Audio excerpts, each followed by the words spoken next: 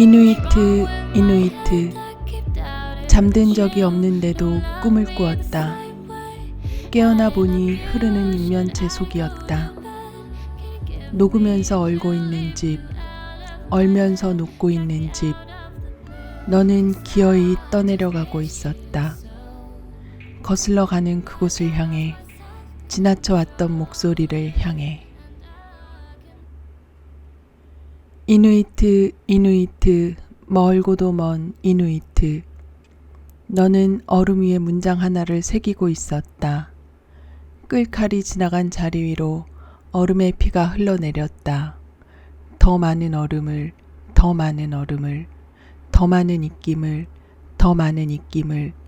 누군가 너의 손에 어제의 불을 쥐어주고 있었다.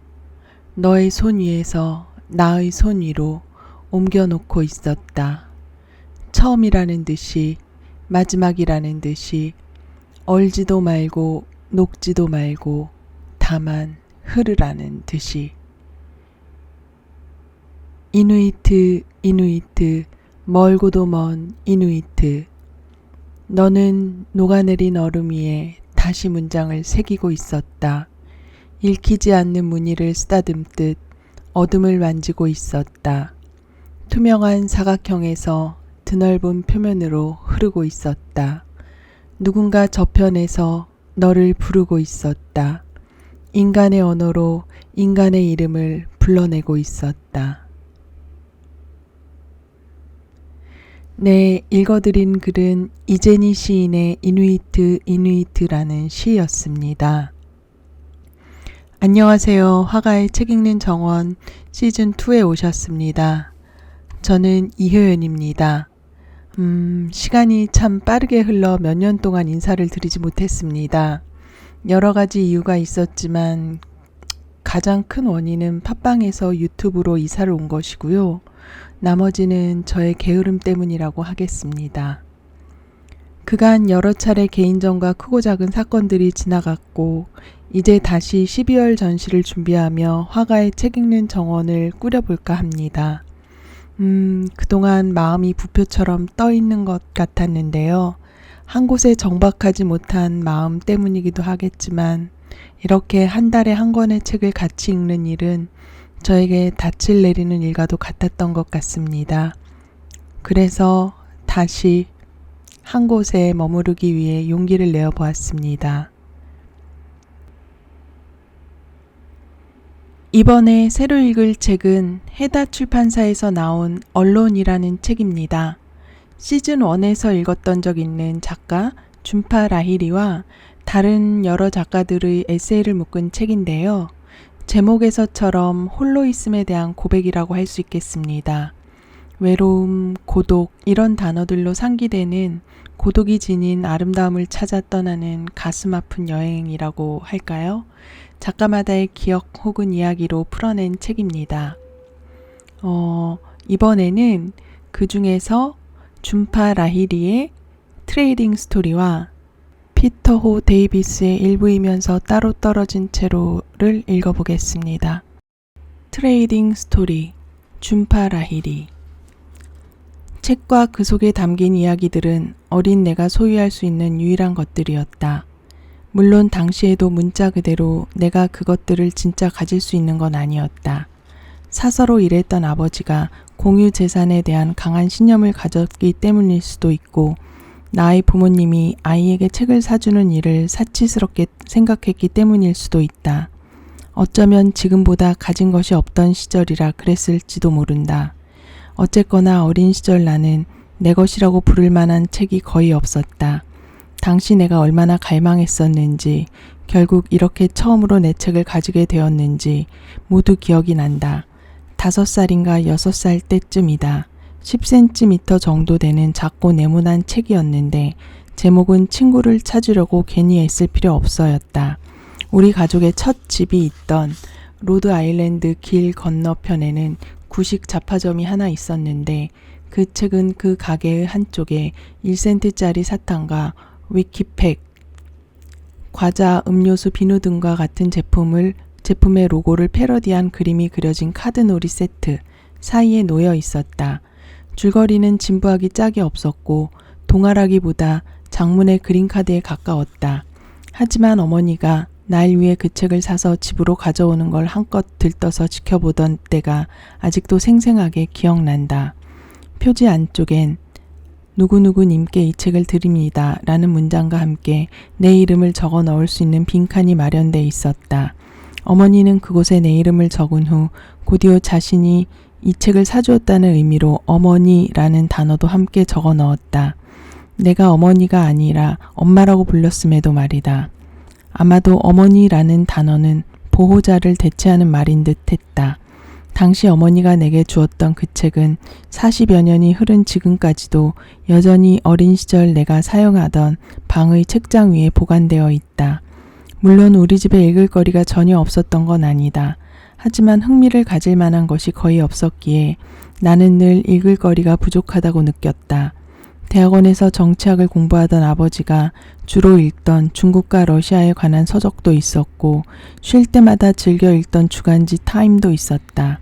어머니는 소설책과 단편집들 그리고 대쉬라는 제목의 문예지를 한 무더기 가지고 있었는데 전부 벵골어로 적혀 있어서 나로서는 제목조차 알 수 없었다.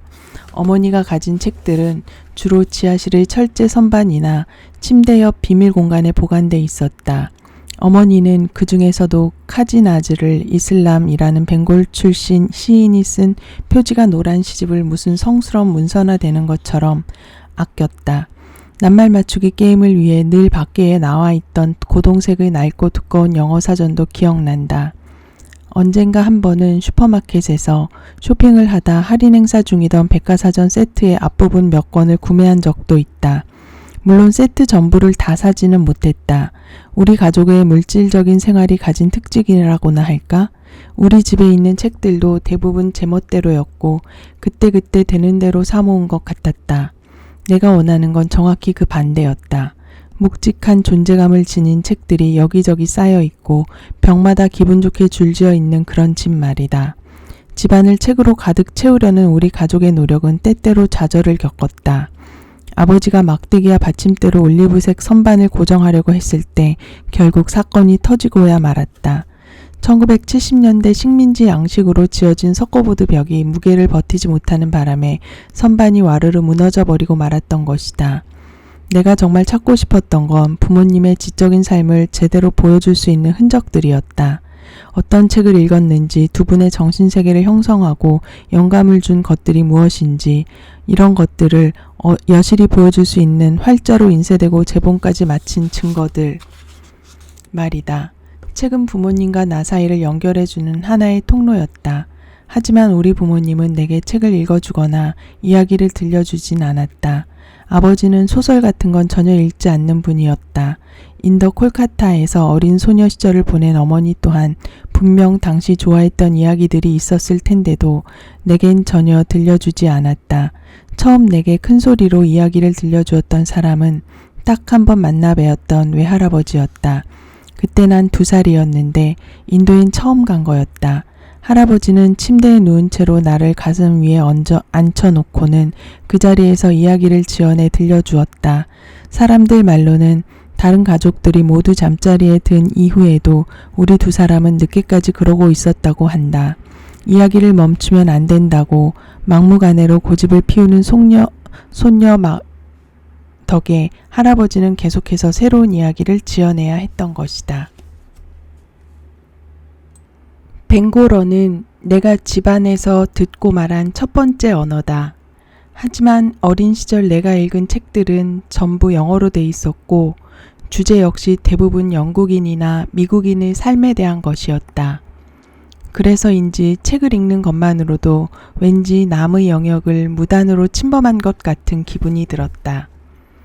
나 자신이 책에 그려진 세상에 속하지 않은 느낌이라고나 할까?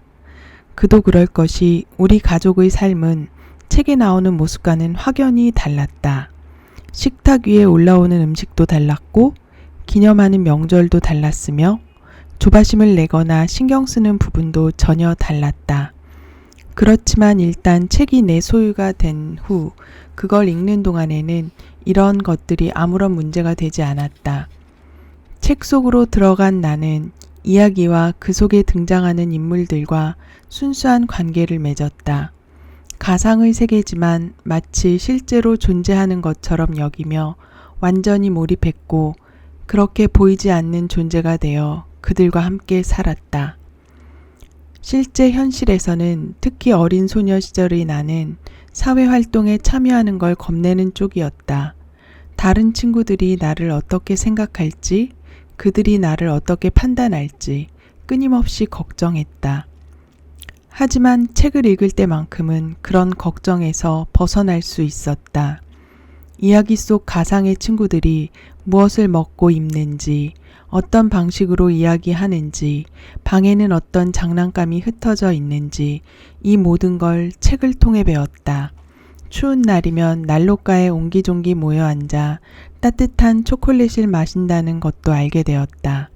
뿐만 아니라 이야기 속 주인공들이 보냈던 휴가에 대해, 그들이 땄던 블루베리에 대해, 그들의 어머니가 스토브 위에서 잼을 만드는 것에 대해서도 배웠다.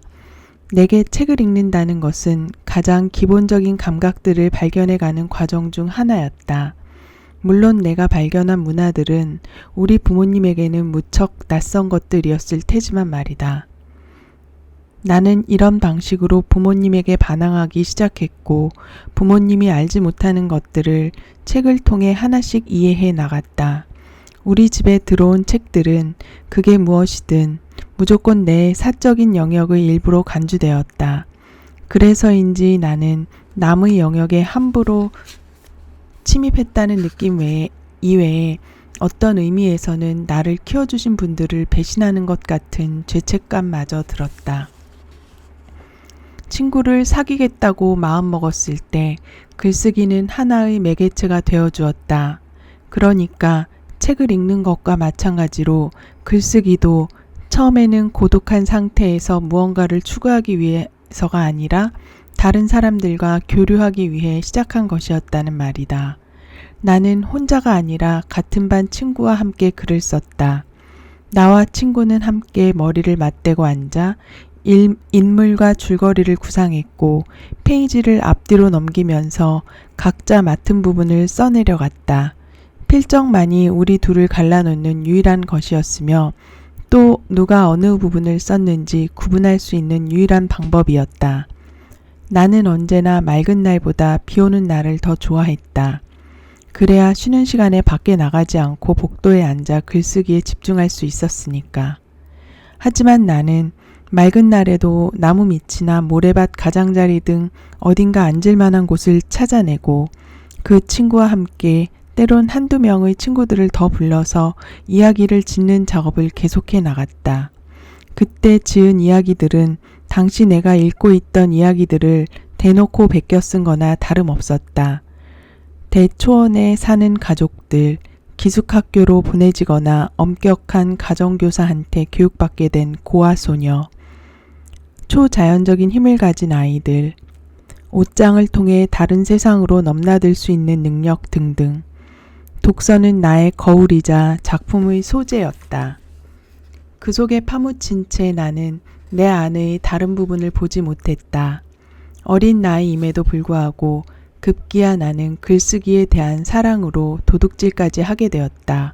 박물관에 다이아몬드라도 훔치듯 당시 내가 계획을 세우고 규칙을 어기면서까지 손에 넣고 싶어 했던 건 다름 아닌 담임 선생님의 사무용품 캐비넷 안에 들어있던 새 공책들이었다. 선생님은 그 공책들을 가지런하게 쌓아두었다가 받아쓰기나 수학 공부를 할 때 학생들에게 나눠주곤 하셨다. 스테이플러로 고정해 놓은 그 얇은 공책들은 별다른 특징이라고는 없었는데 주로 연한 파랑이나 갈색빛이 도는 노란색이었다. 공책에는 너무 좁지도 너무 넓지도 않은 줄이 쳐져 있었다. 이야기를 짓는데 그 공책들을 사용하고 싶었던 나는 선생님에게 한두 권 정도 달라고 해볼까 하는 대담한 생각을 품은 적도 있다. 그러다 사무용품 캐비넷이 항상 잠겨 있는 것도 아니고 딱히 누가 관리를 하는 것도 아니라는 사실을 알게 된 후 은밀하게 공책을 빼돌리기 시작했다. 5학년이 된 나는 저울의 모험이라는 이야기를 지어 작은 상을 받았다. 제목에 나온 것과 똑같은 이름을 가진 화자가 자신을 찾아왔던 사람들과 다른 생명체들에 대해 이야기해주는 내용이었다. 세상의 무게를 감당할 수 없었던 저울은 부러지고 결국 쓰레기 처리장에 버려지고 만다. 나는 그 이야기에 직접 사파를 그려 넣었고 당시 내가 읽은 모든 이야기에는 사파가 그려져 있다. 주황색 실로 가장자리를 꼼꼼하게 묶기까지 했다. 잠깐 동안이지만 내 책은 대출카드와 카드를 넣는 봉투까지 달린 채 학교 도서관에 전시되었다. 아무도 그 책을 꺼내보지 않았지만 아무래도 상관없었다. 대출카드와 봉투가 의미하는 세상의 인정만으로도 난 충분했다. 부상으로 동네 서점에서 사용할 수 있는 상품권도 받았다. 자신만의 책을 소유하고 싶은 마음이 워낙 컸던 나는 적당한 책을 선택하기까지 무척 힘이 들었다. 서점의 책꽂이 주변을 좋게 몇 시간은 서성거렸던 것 같다.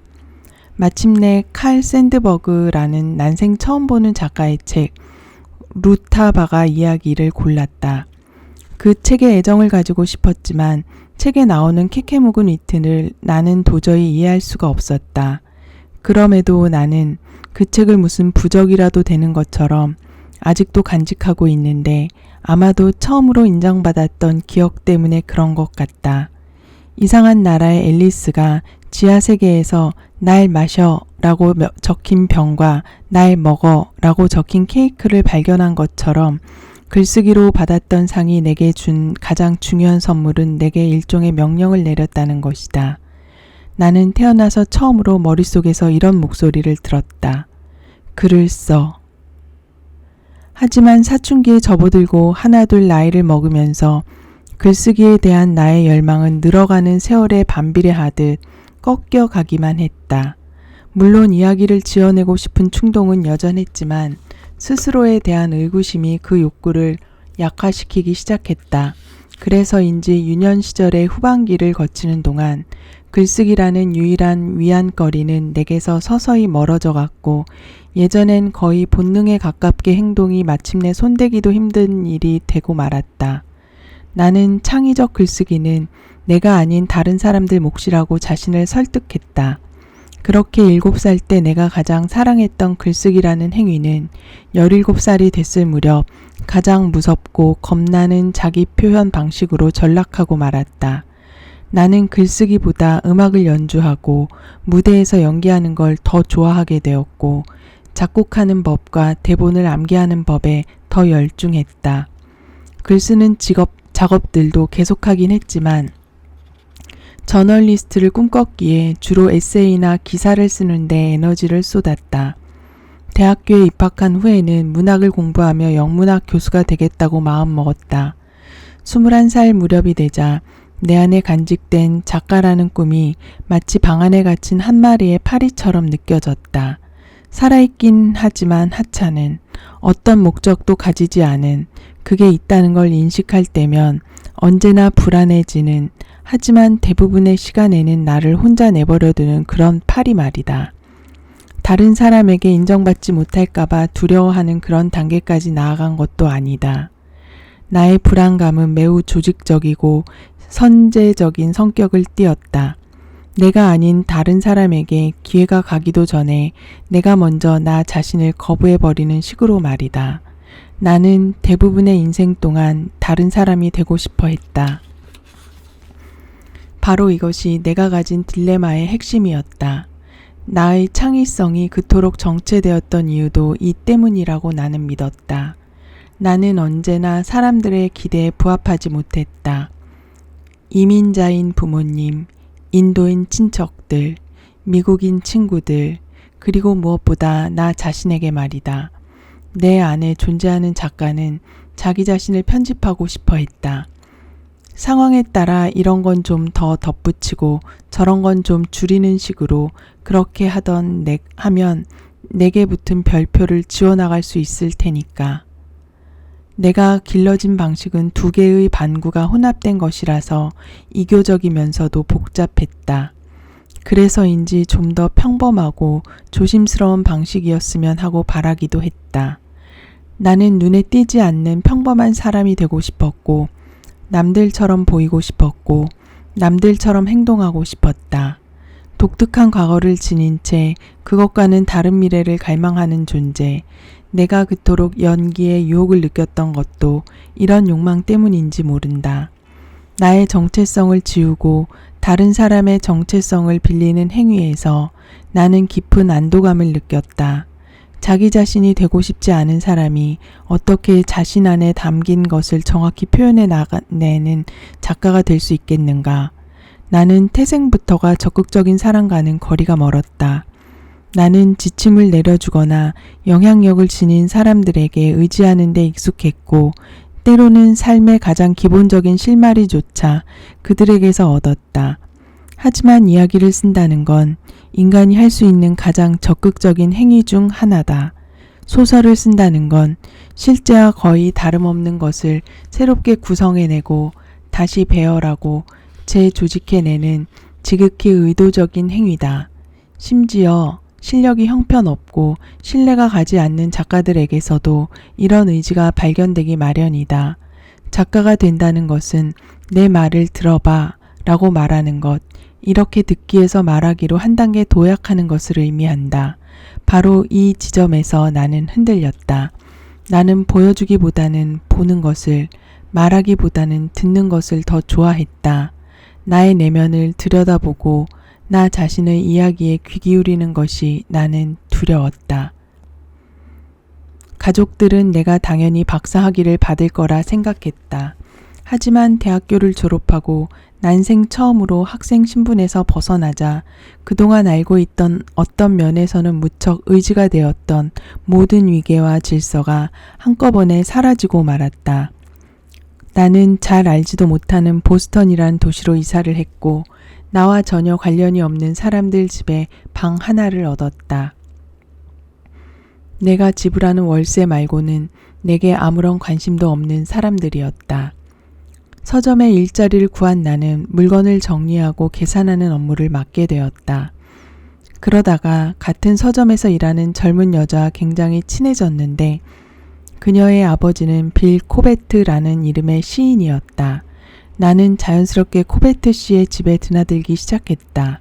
그곳엔 셰이머스 히니의 시 구절이 담긴 액자와 필립 거스트인의 그림, 에즈라 파운드의 묘비 탁본을 포함해 책과 예술품이 가득했다. 코베트 씨가 글을 쓰는 책상은 원고와 편지, 교정세가 뒤죽박죽 쌓인 채로 거실 한가운데 덩그러니 놓여 있었다.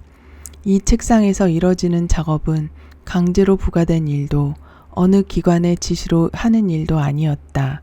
나는 파리 리뷰 과어로를 읽으며 그 집에서 여름을 보냈다. 혼자일 때면 종종 채광이 좋은 꼭대기층에 올라가 타자기를 이용해 짧은 글이나 작품의 대략적인 스케치를 구상하기도 했다. 그제야 작가가 되고 싶은 마음이 생겼다. 처음에는 남들 몰래 다른 사람과 원고를 서로 교환해서 읽었는데 미리 일정을 정해놓은 터라 억지로라도 책상에 앉아 뭔가를 써야만 했다. 당신에겐 컴퓨터가 없었기 때문에 주로 주말이나 밤 시간에 연구 조교로 일하던 사무실에 몰래 들어가 회사 컴퓨터로 이야기를 쓰곤 했다. 작가 시장을 한부 구입한 후 작은 잡지사에 작품들을 기고하기 시작했는데 원고들은 곧 내게 돌아왔다.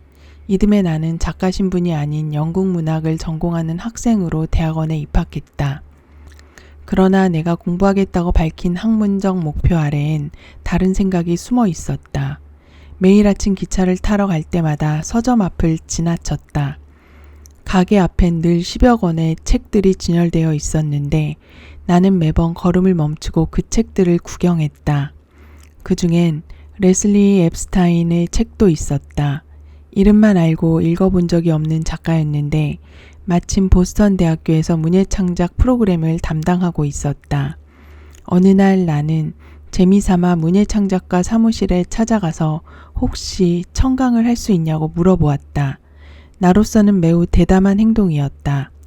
담임 선생님의 캐비닛에서 공책을 훔친 지 거의 20여 년이 흐른 뒤에야 그와 맞먹을 정도로 대담한 짓을, 명백히 선을 넘는 행동을 한 것이었다. 그 강의는 문예창작과 학생들만 들을 수 있는 거라 앱스테인 교수가 예외적으로 수강을 허락할 거라곤 기대하지 않았다. 그러나 예상과 달리 그는 청강을 허락했고 이듬해 나는 용기를 내 정식으로 문예창작 프로그램에 지원했다. 문예창작 프로그램에 장학생으로 선발되었다고 말씀드렸을 때 부모님은 격려를 해주지도 그렇다고 뜯어 말리지도 않았다. 미국인으로서 내 삶의 다른 부분들이 거의 그렇듯이 아마도 부모님에게는 문예창작으로 학위를 받을 수 있다는 게 문예창작도 하나의 어엿한 학문이 될 수 있다는 생각 자체가 하찮게 여겨졌을 것이다. 전공이야 뭐가 됐든 석사학위는 석사학위였으므로 내 결정을 대하는 부모님의 반응은 여전히 중립적이었다. 비록 내가 바로잡아주긴 했지만 처음에 어머니는 내가 듣기로 한 수업을 비판적 글쓰기 프로그램이라고 자꾸 잘못 말했다. 아버지의 경우엔 내가 하려는 공부가 박사학위를 취득하는 데 도움이 되기만 바라는 눈치였다. 어머니는 종종 시를 썼다. 벵골어로 쓰인 그 시들은 뉴잉글랜드나 콜카타에서 발간되는 문예지에 가끔 게재되기도 했다. 어머니는 자신이 노력한 것에 대해 매우 만족해했지만 그렇다고 스스로를 시인이라고 부르진 않았다. 이와는 달리 외할아버지와 막내 삼촌은 모두 시각예술가였다. 창의적 소명, 두 사람이 세상에 알려지게 된 건 바로 이것 때문이었으며 나에게도 이런 소명이 전해 내려온 것이었다. 어머니는 예술가인 외가 식구들에 대해 얘기할 때면 경건한 태도를 보였다. 어머니는 내게 할아버지가 콜카타의 국립예술대학에서 졸업시험을 봤던 날에 대해 이야기해 주었다. 시험 당일 고열에 시달렸던 할아버지는 결국 피사체의 입과 턱 부분 일부만 겨우 그린 초상화를 제출했다고 한다. 그런데도 워낙 그림 실력이 뛰어나서 할아버지는 우등으로 졸업을 했다. 할아버지가 그린 수채화들은 인도에서 미국까지 옮겨졌고 액자에 담긴 채 관람객들에게 공개되었다. 나는 할아버지로부터 받은 메달을 지금까지 보석함에 보관하고 있는데 어린 시절부터 그것은 내게 행운의 부적과도 같았다. 콜카타에 방문할 때면 어머니는 그 전에 삼촌이 부탁한 붓과 종이, 미술용 펜과 물감을 사기 위해 화방에 들르는 특별한 여행을 떠나곤 했다. 할아버지와 삼촌은 상업미술가로 활동하며 생계를 꾸려나갔다.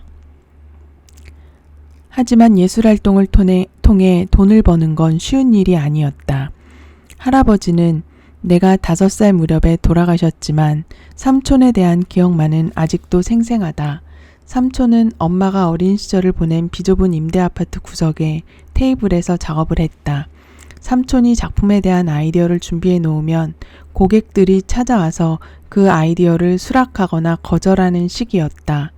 고객이 돌아가면 그때부터 삼촌은 밤을 새워가며 작업을 마무리했다. 나는 할아버지가 경제적으로 안정적이지 못했다는 걸, 그리고 삼촌이 하는 일 역시 그렇다는 걸 알게 되었다. 예술가가 된다는 것은 매우 고귀하고 낭만적인 일이지만 실용적이거나 책임감 있는 직업은 아니었다. 버려진 저울, 마녀, 고아, 어린 시절 내가 주로 다뤘던 주제는 이런 것들이었다. 어릴 적에는 또래 친구들과 교감하기 위해 글을 썼다. 그런데 20대가 되어 다시 글을 쓰려고 보니 우리 부모님이야말로 내가 그토록 가닿고자 애썼던 대상이었다는 걸 깨달았다. 1992년 보스턴 대학교에서 문예창작 과정을 공부하기 직전 가족들과 함께 콜카타를 방문했다. 여름이 끝날 무렵 집으로 돌아왔는데 침대에 들어가자마자 곧바로 그해 워크숍에 제출했던 첫 번째 이야기를 썼던 것으로 기억한다. 어머니가 성장한 곳이자 인도에 살 당시 내가 대부분의 시간을 보냈던 건물이 이야기의 배경이었다. 당시 이런 식의 이야기를 이와 분위기가 비슷한 작품들을 여러 편 썼던 건 결국 부모님에게 무언가를 증명하려고 한 행위였다는 걸 지금은 안다. 제한적이긴 하지만 나름의 정확성을 가지고 내가 처한 상황에서 나만의 언어로 부모님이 나고 자란 세계를 이해하고 있다는 걸 말이다. 부모님은 나를 낳고 기르는 동안 나와 매일 함께 지냈지만 그럼에도 나를 낯선 미국 아이처럼 느낀다는 사실 또한 나는 잘 알고 있었다. 친밀한 사이임에도 부모님이 나를 이방인처럼 느낀다는 게 무서웠다. 내가 자라면서 느꼈던 불안감의 가장 큰 원인도 바로 이것이었다. 부모님에겐 내가 첫 아이였다. 내가 7살 되던 해에 어머니는 둘째를 임신하셨고 1974년 11월 여동생이 태어났다. 그로부터 몇 달 후 어머니는 로드 아일랜드에 사는 벵골 출신의 가장 친한 친구가 임신한 사실을 알게 되었다. 그 친구분의 남편도 우리 아버지처럼 대학교에서 근무했다. 어머니의 권유로 그녀는 어머니를 진찰했던 의사에게 진료를 받고 내 여동생이 태어난 그 병원에서 출산을 하기로 결정했다. 비가 내리던 어느 저녁 부모님은 병원에서 걸려온 전화를 한 통 받았다. 어머니 친구의 남편은 아이가 사산되었다는 이야기를 전하며 전화기를 붙잡고 엉엉 울었다. 별다른 문제도 없었다고 했다. 때때로 그렇듯 그저 벌어진 일이었다. 몇 주 후 어머니가 음식을 준비해서 두 사람의 집에 찾아간 것으로 기억한다. 아이의 존재로 가득 채워져야 할 그곳엔 슬픔만이 가득했다. 만일 글을 쓰는 작업이 부당함에 대한 반발이라면 혹은 빼앗긴 삶의 의미를 되찾고자 하는 행동이라면 이 일이야말로 내가 그런 감정들을 느꼈던 첫 번째 경험이었다. 당시 이 일이 그들이 아니라 우리 부모님에게 일어날 수도 있었다고 생각했던 게 기억난다. 우리 가족한테는 그런 일이 일어나지 않았다는 사실에, 내 여동생은 벌써 1살이 되었다는 사실에 나는 당혹감을 느꼈다. 그러나 내가 느낀 주된 감정은 불공평함이었다. 그 부부가 기대했던 일들이 실현되지 않은 것은 불공평한 일이었다. 우리는 새로운 동네로 공사 과정을 하나하나 지켜보았던 새 집으로 이사를 했다. 얼마 후 아이를 잃은 그 친구 부부도 우리 집 옆으로 이사를 왔다. 우리와 똑같은 건축가를 고용하고 똑같은 자재로 똑같이 설계해서 집을 지었기 때문에 두 집은 말 그대로 쌍둥이처럼 똑같았다. 자전거나 롤러스케이트를 타고 집 앞을 지나가던 동네 아이들은 두 집이 비슷하다는 사실을 깨닫고는 재밌어 했다. 인도 사람들은 원래 똑같이 집을 짓고 사느냐고 묻기도 했다.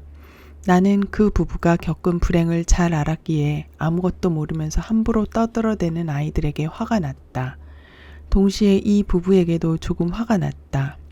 굳이 우리와 똑같은 모양으로 집을 지어 마치 자신들의 삶이 우리 가족의 삶과 비슷한 것 같은 느낌을 주었기 때문이다. 사실은 전혀 그렇지 않았는데도 말이다. 몇 년 후 그 친구 부부는 집을 팔고 다른 마을로 이사를 갔다. 새로 이사온 미국인 가족이 건물의 외관을 바꾼 덕에 우리 집과 판박이 같던 집은 더 이상 존재하지 않게 되었다. 로드 아일랜드의 한 동네에 사는 벵골 출신의 두 가족 그리고 그들이 지닌 우스꽝스러운 유사점은 이웃 꼬마들의 기억 속에서 점점 잊혀갔다. 그럼에도 나는 우리 가족과 그들 부부의 삶이 비슷하지 않았다는 사실만은 결코 잊을 수가 없었다. 30살이 되었을 때 새로운 이야기의 소재를 찾아 아직 채 굳지 않은 기억의 대지를 파헤치던 나는 당시의 일을 발굴하게 되었다. 그렇게 내가 기억하는 이 첫 번째 비극적인 사건은 일시적인 문제라는 작품으로 옮겨졌다. 물론 이 이야기는 그 부부가 겪었던 일과 정확히 일치하지 않을 뿐 아니라 내게 일어났던 일 또한 아니다. 그저 나의 유년 시절로 어린 시절 내가 가장 사랑했던 것들을 향해 천천히 돌아가는 과정으로에서 툭 하고 튀어나온 이야기일 뿐이었다. 이것이 바로 내가 어른이 되어 쓴 첫 번째 소설이다. 아버지는 80세의 나이에도 여전히 로드 아일랜드 대학에서 주당 40시간씩 일을 하신다. 아버지는 늘 직업을 통해 생계를 해결하고 안정적인 삶을 얻고자 했다. 월급이 아주 많지 않았음에도 아버지는 아무런 대가를 바라지 않고 묵묵히 가족을 부양했다. 아버지가 종신재직권을 얻었을 때 어린 나는 그게 정확히 무슨 의미인지 알지 못했지만 그게 아버지에게 어떤 의미인지는 직감적으로 알 수 있었다. 나 역시 아버지가 그랬던 것처럼 생계를 꾸리고 정서적인 안정감을 얻을 수 있는 직업을 찾기 시작했다. 그런데 마지막 순간에 한 발짝 뒤로 물러서고 말았다. 내가 되고 싶은 건 작가였기 때문이다. 이렇게 물러서는 건 내게 불가피한 일이었으나 한편으로는 걱정이 되기도 했다. 심지어 내가 퓰리처상을 받은 후에도 아버지는 소설을 쓰는 일은 안정적인 직업이 아니라고 생계를 꾸릴 다른 방법을 마련해야 한다고 여러 번 말씀하셨다. 나는 아버지의 말을 들으면서 동시에 아버지의 말을 듣지 않는 법을, 삶의 벼랑 끝에서 이리저리 헤매는 법을, 그리고 그 벼랑을 훌쩍 뛰어넘는 법을 배웠다. 작가는 보고 듣는 직업이지만 정작 작가가 되기 위해서는 귀를 막고 눈을 가려야 한다. 나는 이제 아버지가 자신이 지녔던 현실적인 태도에도 불구하고 자신만의 벼랑을 향해 자연스럽게 이끌렸다는 것을, 그래서 어딘가 속함으로써 얻을 수 있는 안정감을 과감하게 던져버리고 자신의 가족과 조국을 떠났다는 것을 안다. 이 때문인지 나는 인생의 대부분을 어딘가에 소속되고 싶어 했다. 부모님이 떠나온 고향이든 우리 눈앞에 펼쳐진 미국이든 말이다. 작가가 되고 책상이 비로소 나의 집이 되었을 때 나는 더 이상 내가 속할 곳을 필요로 하지 않게 되었다. 모든 이야기들은 각기 다른 영토이며 글을 쓰는 과정에서 일시적으로 점령당했다 버려진다. 나는 나의 작품과 내가 창조한 인물들에게 속해 있다. 새로운 것을 창조하기 위해선 낡은 것을 버릴 줄도 알아야 한다. 인도와 미국, 둘 중 어느 곳도 완전히 버리거나 속하기를 거부했던 부모님의 태도야말로 내가 글쓰기를 통해 성취하고자 했던 핵심적인 가치다. 비록 어느 곳에도 소속감을 느낄 수 없는 존재로 태어났지만 나는 이 조건을 결코 버리지 않을 것이다. 네, 이렇게 해서 준파 라히리의 트레이딩 스토리를 읽어보았습니다. 모든 이야기들은 각기 다른 영토이며 글을 쓰는 과정에서 일시적으로 점령당했다 버려진다. 이 문장이 저에게는 꽤 의미심장하게 다가오는데요. 이건 창작을 함으로써 다시 한번 자신이 선 자리에 대해 스스로의 정체성에 대해 생각하게 되는 부분을 이야기한 것 같습니다. 물리적으로 어딘가에 소속되는 느낌을 원하지만 그런 것은 존재하지 않는다는 어떤 깨달음 같은 건데요. 작품 안에서 비로소 자신이 누구인지 스스로 한 번 더 느낄 수 있는 그런 것에 대한 이야기인 것 같습니다. 네, 그럼 여기까지 하고 이어서 피터 호 데이비스의 일부이면서 따로 떨어진 채로 파트 앤 어파트를 읽어보겠습니다.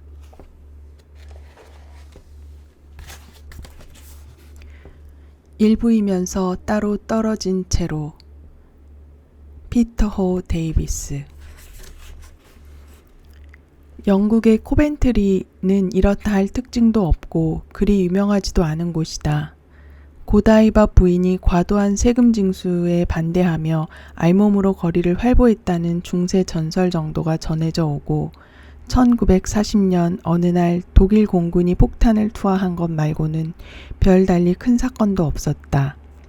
그러니 2차 세계대전 이후 활동했던 영국 시인 필립 라킨이 코벤트리를 가리켜 아마 세상에서 가장 훌륭하지만 가장 재미없는 도시라 말했던 것도 어느 정도는 이해할 만하다.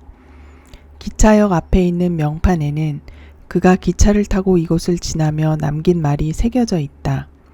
왜 하필 코벤트리인가? 이에 나는 이렇게 외쳤다. 난 바로 그 코벤트리에서 태어났어. 어쩌다 보니 그렇게 됐다. 비록 나는 중국계 웨일스인이지만 항상 내 출신 배경을 의식하며 살진 않는다. 나는 비록 50년이라는 격차는 있으나 심지어 필립 락킨과 같은 학교에 다녔고 여드름 투성이었던 10대 시절 썼던 글이 필립 락킨의 특집 인터뷰가 실린 학교 교지에 함께 게재되기도 했다. 락킨이 쓴 내용 중 기차역 명판에 누락된 나머지 부분은 나의 유년 시절이 전혀 소모되지 않았던 곳에 대해 그가 간직하고 있는 기억들인데 여기서도 미화할 의도 같은 건 전혀 느껴지지 않는다. 특히 그 시 마지막 문단의 아무 일도 그 어떤 일도 그 어디에서도 일어나지 않는다 라는 조롱하는 듯한 문구를 학창시절 처음 읽었을 때만 해도 나는 경악하는 동시에 크게 실망했다. 그 말이 사실이 아니라서 화가 난 게 아니라 락킨이 이곳에서 유년기를 보낸 이후 아주 오랜 세월이 흘렀음에도 여전히 그의 말이 사실이었기 때문이다. 심지어 도시 중심부를 모조리 날려버렸던 폭탄 투하 사건과 알몸으로 마을을 활보한 고다이바 부인 사건, 불경한 재단사 틈을 제외하고 모든 마을 사람들은 고다이바 부인의 행보에 경외감을 표하며 그녀의 알몸을 쳐다보지 않고 입에 올리지도 않았다고 전해진다. 처럼 한두 가지 유명한 사건들조차 아무것도 아닌 것처럼 보였다. 지금도 아니 내가 10대였던 1980년대까지도 마찬가지였다. 우리 학교를 졸업한 또 다른 동문으로 스페셜스 밴드의 리더이자 필립 락킨보다 비교적 최근에 활동한 시인인 제리 데머스의 노래가사 이곳은 마치 유령마을처럼 변해가고 있다에도 이러한 코벤트리의 특징이 고스란히 담겨 있다. 유령마을이라는 스페셜스 밴드의 노래는 어느 혼란스러웠던 여름의 풍경을 담고 있는 곡이다. 마거릿 대처가 수상자리에 있던 시절 영국엔 코벤트리 말고도 죽어가는 도시가 여러 곳 있었다. 실업률 증가와 인종 간 갈등이 폭발하여 폭력적 양상을 띤 불만들이 영국의 중심부인 런던과 버밍엄, 리버풀, 맨체스터 등지에서 동시다발적으로 터져 나왔다. 우리는 코벤트리에서도 불상사가 일어날지 모른다는 생각을 하며 대비 태세로 기다렸다. 물론 그런 일이 벌어지지 않아 안심하긴 했지만 다시 그 느낌이 찾아왔다. 결코 아무런 일도 벌어지지 않는 곳에서 이어나가는 삶, 그런 느낌이 스멀스멀 피어올랐다. 하지만 유령 마을에서 그 여름이 끝나갈 무렵 머리만 좋지 세상 물정은 잘 모르는 한 아이의 눈에는 적어도 코벤트리에 뭔가 중요한 일이 일어났다. 바로 스타트랙 대회가 마을에서 열린 것이다. 필립 락킨에서 제리 데머스로 다시 스타트랙의 제임스 커크로 이야기의 주제가 널뛰는 것에 놀랐다고 하더라도 당시 코벤트리에서 스타트랙 대회가 개최된다는 게 얼마나 말도 안 되는 소식이었는지에 비하면 아마도 세 발의 피일 것이다. 정확히 1981년에 벌어진 일이었다. 스타트랙 대회는 지난 10년 동안 미국 전 지역의 팬들이 한자리에 불러 모으는 행사였는데 일부 프로그램은 영화 형식으로 진행되어 스타트랙의 몇몇 장면들을 재현하기도 했다.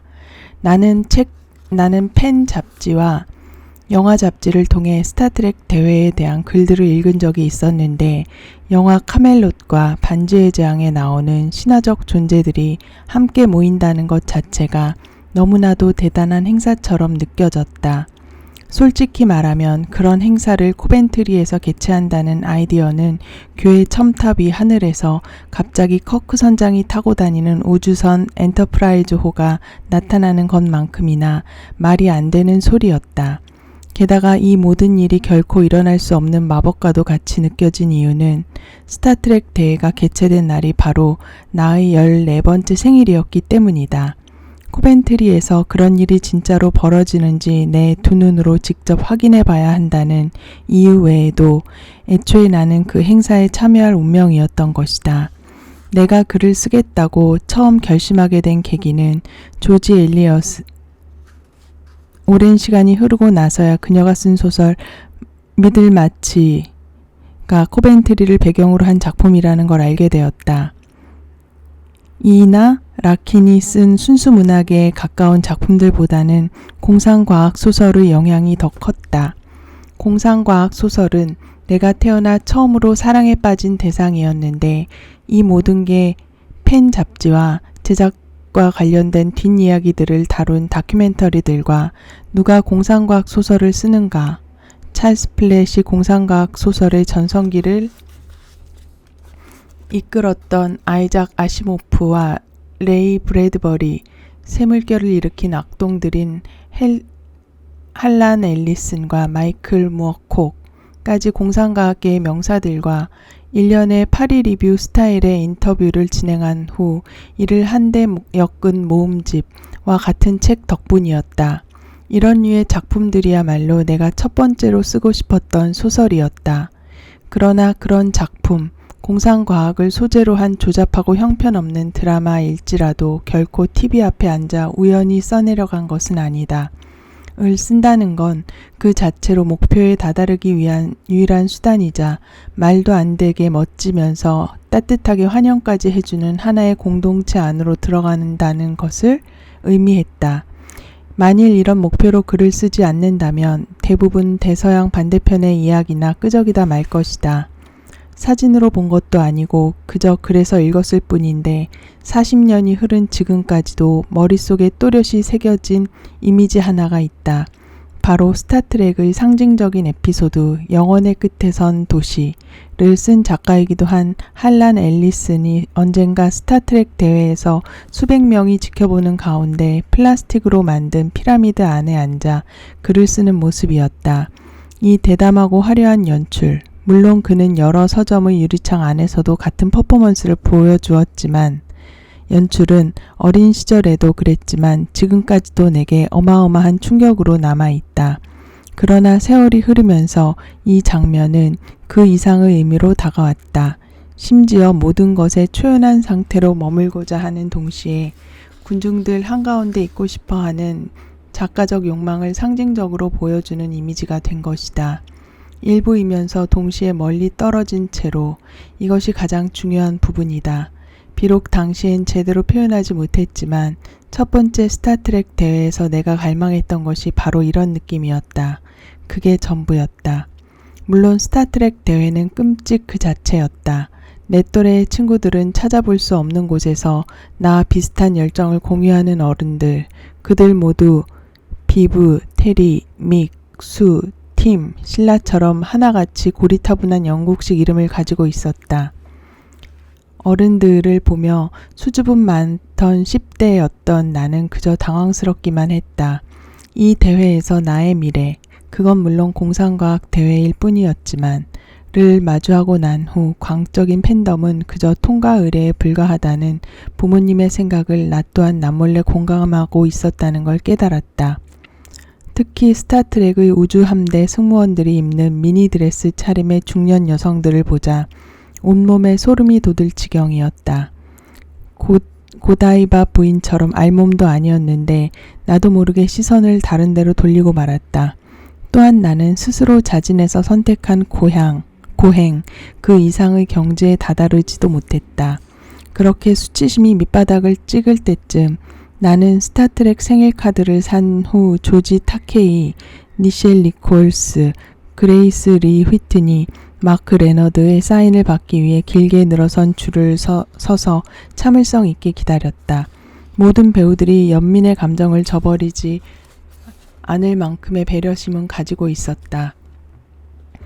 대회장에는 필크 음악, 공상과학물에 쓰이는 전통적인 음악과 트리블, 스타트랙에 등장하는 털복숭이 동물이 등장할 때나 함선이 워프, 항법 스타트랙에서 함선이 이동할 때 사용하는 것으로 시공간을 일그러뜨려 두 지점 사이의 거리를 단축시키는 방법으로 이동할 때 깔리는 배경음악이 흘러나오고 있었다. 제리 데머스의 이 유령 마을에서 그 음악들은 심각할 정도의 신성모독이라고 할 수는 없었지만 묵시론적 시각으로 볼 때는 꽤나 촌스러웠다. 돌이켜 생각해보면 외로움으로 촉발된 나의 행동은 절망적이고 심지어 무모하기까지 했다. 어차피 모든 팬덤은 일방통행이기에 외로울 수밖에 없지만 하지만 당시 스타트랙 대회에서 벌어진 최악의 사건은 겉보기엔 아무런 악의도 안 느껴지는 상황에서 발생했다. 호텔 대연회장에서 갈라쇼가 열렸는데 아마도 코스튬 선발대회였던 것 같다. 그때 나는 비참한 기분을 느끼면서 계단에 혼자 우두커니 앉아 있었다. 대연회장 뒤쪽에 있던 그곳은 적절히 시야가 확보될 정도로 높으면서도 사람들로부터 한참 떨어져 있는 외딴 자리였다. 일부이면서 멀리 떨어진 상태. 그곳 꽤 아늑한 공간이었다. 그곳엔 벌써 몇몇 사람들이 모여 있었는데 내가 적당한 자리를 잡자마자 갑자기 누군가 나타나서는 대회 신분증을 보여달라고 했다.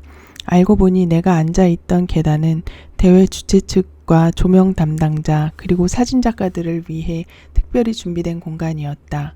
그럼 그렇지. 아무도 내게 특별히 뭐라고 하지 않았는데도 그들은 그저 영국인다운 반응을 보였을 뿐이다. 나는 도망치듯 자리를 빠져나왔다. 눈물을 글썽이지도 허둥지둥 달리지도 않았지만 한꺼번에 계단 2개를 성큼성큼 건너뛰었다. 심지어 다른 자리를 찾아볼 생각조차 하지 않았다. 그때가 내 인생에서 최고로 외로웠던 순간이다. 이 정도면 행운이다 싶은 생각도 들긴 한다. 근데 이렇게 생각하게 된 이유가 대체 뭘까? 그동안 수백만의 인구를 가진 말 한마디 안 통하는 도시에도 여러 차례 갔는데 말이다. 몇 킬로미터 동안 다른 영혼은 코빼기도 보이지 않는 산 중턱에서 하이킹을 한 적도 여러 번 있는데 말이다. 강조하지만 이 모든 건 최근에 일명 너드 문화가 주류로 자리 잡기 전에 벌어진 일이다. 당시의 팬덤이라는 건 은밀한 것이었고 심지어 일탈적인 행동으로까지 여겨졌다. 인기가 많은 캐릭터에게 성적으로 과도하게 집착하는 팬픽션은 지금도 여전히 관습을 거스르는 행동으로 여겨진다. 당시엔 특히 영국에서 이런 성적인 집착은 사회적 규범에 위배되는 것이었다. 다른 사람들에게 스타트랙 대회에 간다고 말하기가 너무 부끄러웠던 나는 결국 혼자 갈 수밖에 없었다. 외로운 마음으로 대회에 가면서도 가슴 한편엔 나와 비슷한 사람들을 만날 수 있지 않을까 하는 작은 희망을 품고 있었다. 새로운 삶과 새로운 문명을 찾으러 갔다고나 할까? 그곳에서 만난 사람들은 여러 면에서 나와 비슷했다.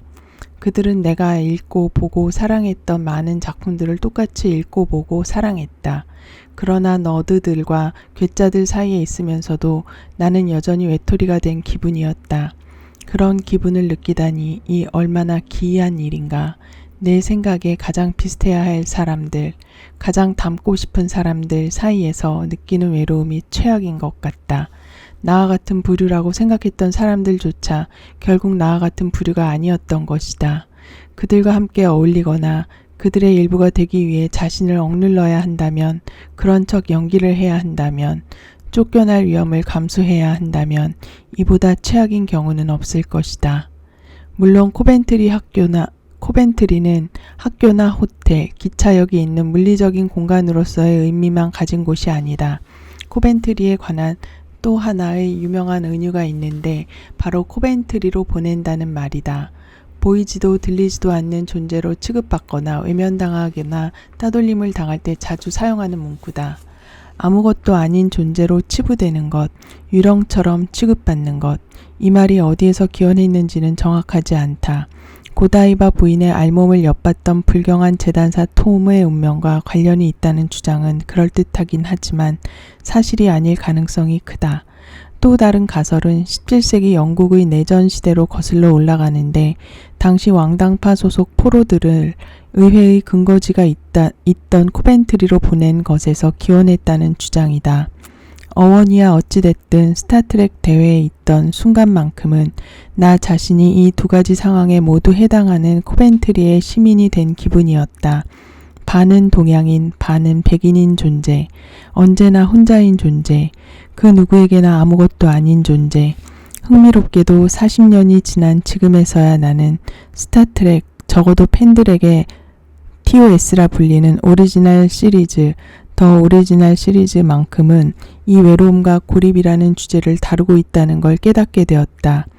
물 밖에 나온 고기처럼 반은 인간 반은 벌컨 족인 스팍의 정체성이야말로 그에 대한 명확한 사례다. 이것은 내게 매우 심오하게 느껴졌다. 그러나 에피소드가 거듭될 때마다 혼자 살아남은 생존자나 황량한 행성에 좌초된 인물, 동료라곤 로봇이나 외계인밖에 없는 외로운 캐릭터들이 계속해서 등장했다. 찰리, 미리, 호타, 그리고 둠스데이 머신 모두 뒤에 남겨지거나 자신의 종족 중 마지막으로 남은 존재들이다. 심지어 최고의 악당인 칸조차도 광적인 추종자 무리와 함께 추방당하고 버려진다.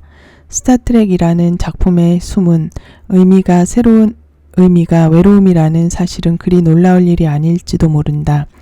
우주야말로 최후의 개척지이며 스타트렉의 제작자인 진 로드벨이 또한 우주를 별들로 향하는 마차 행렬이라고 상상했기 때문이다.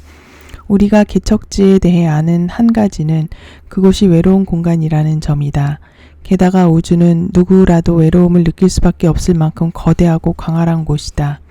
그러나 이 작품은 이런 외톨이들, 소외된 인물들과 대조적으로 몇 가지 형태의 공동체를 제시해주고 있다.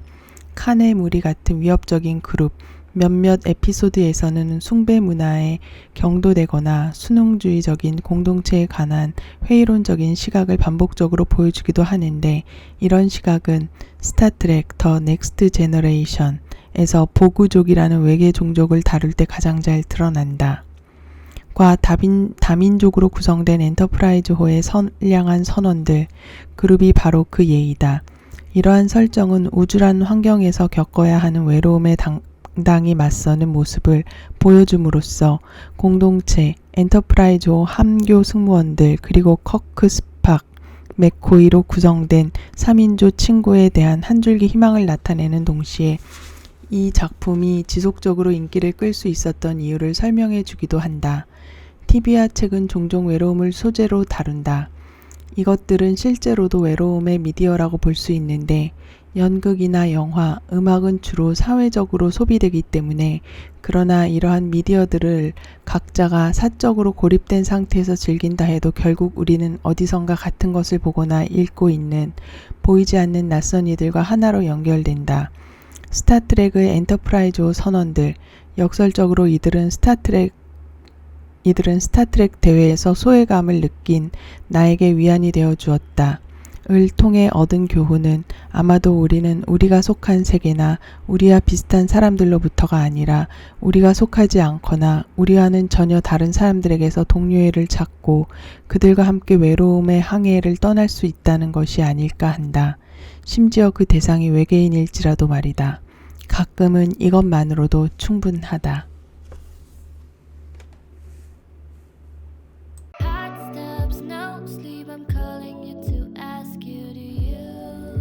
네, 이렇게 해서 두 편의 글을 읽어보았습니다.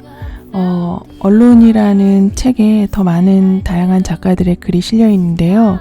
이게 아무래도 번역된 책이다 보니 우리가 잘 모르는 어떤 고유명사들이 많이 등장을 하는데 그럼에도 불구하고 행간에서 의미들을 많이 건져 올리시면 좋을 것 같고요. 외롭거나 홀로 있다는 느낌을 받는 순간이 다양한 작가들에게 각자 다르게 느껴지는 것 같습니다. 하나는 본인이 어느 세계에도 속하지 못하는 것에 대해서 오는 그런 홀로 있는 느낌, 또 하나는 가장 비슷하다고 생각했던 사람들 사이에서 더 지독한 고독을 느꼈던 경험, 그래서 외계인과도 함께 해야 한다는 그런 이야기였는데요. 네, 혼자서 할 수 있을 때 같이 하는 것도 가능해진다는 생각이 듭니다. 여러분